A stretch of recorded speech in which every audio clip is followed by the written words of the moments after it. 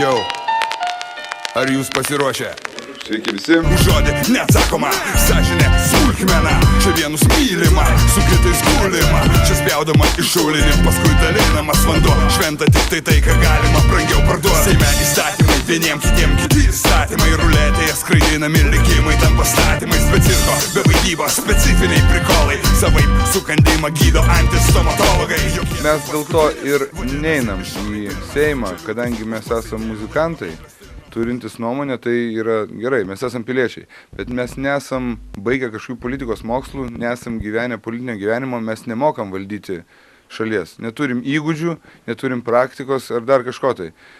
Ir labai yra juokinga, kai koks nors Antanas Šampanas, Antanas Fontanas dabar tampa tuo žmogumi, kuris spręs mano, tavo, mūsų vaikų likimą ateinančius 4 metus. Tai pusė tų, galbūt daug tų žmonių yra puikūs savo darbo meistrai.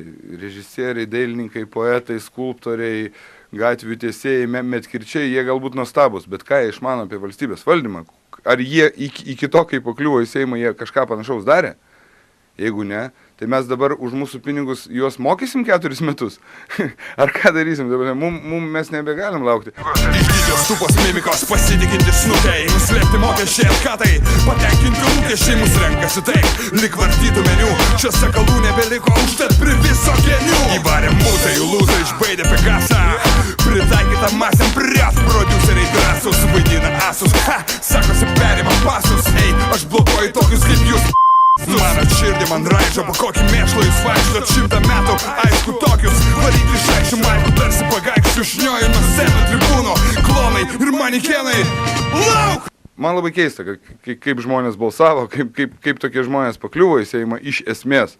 Tai čia vėlgi yra mūsų nuomonė išsakyta ir šitam albume yra apie tai kalbama, kad vis tik tai aš manau, kad kiekvienas turi dirbti savo darbą ir kai kuriem piliečiam tenai yra ne vieta.